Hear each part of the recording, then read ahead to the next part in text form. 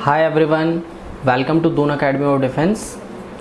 आज का हमारा विषय है कि जनरल स्टडी सब्जेक्ट को हम किस तरीके से उसका अध्ययन कर सकते हैं। ठीक है, तो सबसे पहले मैं आपको कुछ स्ट्रैटेजीज क्लियर करने वाला हूँ कि जनरल स्टडीज़ को हम किस तरीके से पढ़ के चलते हैं। तो moving to our first point, general studies को पढ़ने का सबसे बेस्ट तरीका है लर्निंग। आप जो भी टॉपिक पढ़ते हो आप उसको एनालाइज करना ना भूलें। ठीक है, आपने पढ़ा, 1 टाइम पढ़ा, 2 टाइम पढ़ा, 3rd टाइम आप उसको एनालाइज करो। ठीक है।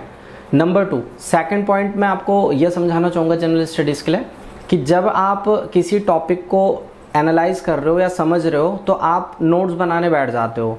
ठीक है, नोट्स बनाने में आप अपना एक्स्ट्रा समय वेस्ट कर देते हो, जो मतलब आपका कीमती समय वो आप वेस्ट कर रहे हो।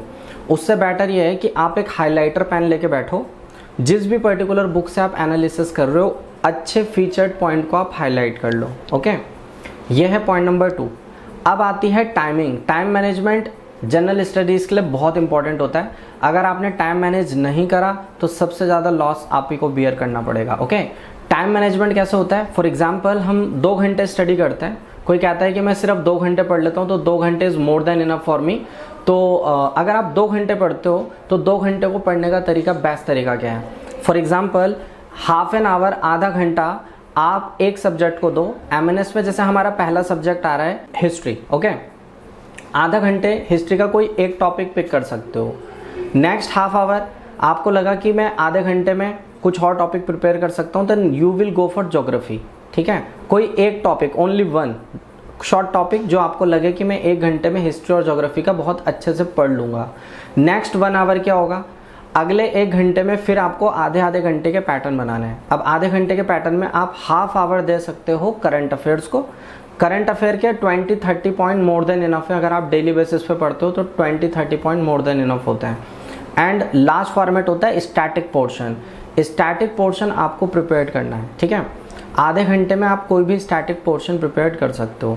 अब जो फर्स्ट आवर की बात मैंने करी थी जिसमें आप हिस्ट्री ज्योग्राफी पढ़ रहे हो, आप इसको वीक के हिसाब से शफल कर सकते हो।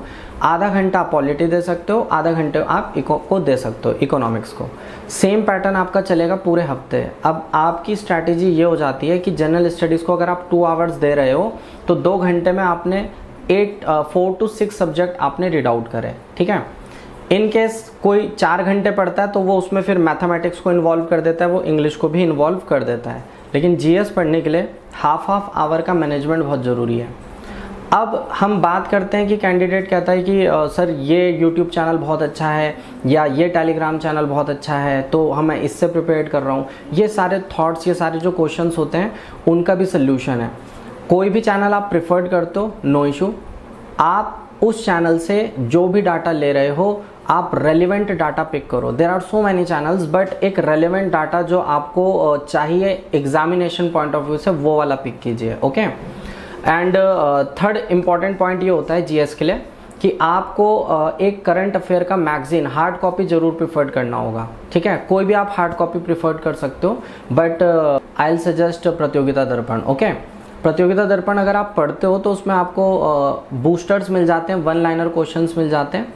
और ये सबसे बेस्ट स्ट्रैटेजी होती है कि जिस समय आप पेपर फेस करने वाले होते हो तो मैक्सिमम एमएनएस एग्जाम में 1 लाइनर क्वेश्चंस ज़्यादा पूछे जाते हैं। तो उसका बूस्टर वाला जो कॉर्नर है वो जरूर पढ़ा करें, जिसको हिंदी में हम कहते हैं सार संग्रह। सार संग्रह पढ़ेंगे तो उसके काफ़ी अच्छा डाटा आपके सामने पेश होगा। Moving to our last point, मैं कुछ बुक्स का जिक्र करूँगा। ठीक, if you have potential, there are so many books, lot of book, lot of data.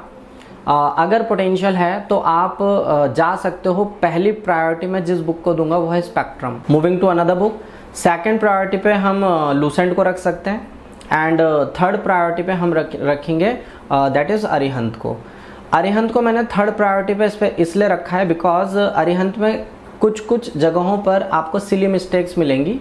अगर आप गलत चीज़ें रीड आउट करोगे तो गलत ही एग्जीक्यूट करते हो। ओके, लेकिन अगर आपने सही डाटा एनालाइज करा है तो फिर आप एग्जाम में भी सही पॉइंट पिक करके आते हो। जनरल स्टडीज़ को पढ़ने के लिए आपको आउटसाइड वर्ल्ड को भी समझना पड़ता है, जो बाहर का वर्ल्ड है। मतलब मैं ये नहीं कहूँगा सिर्फ इन किताब से पढ़ो या इस पर्टिकुलर बुक से पढ़ो तो हो जाएगा।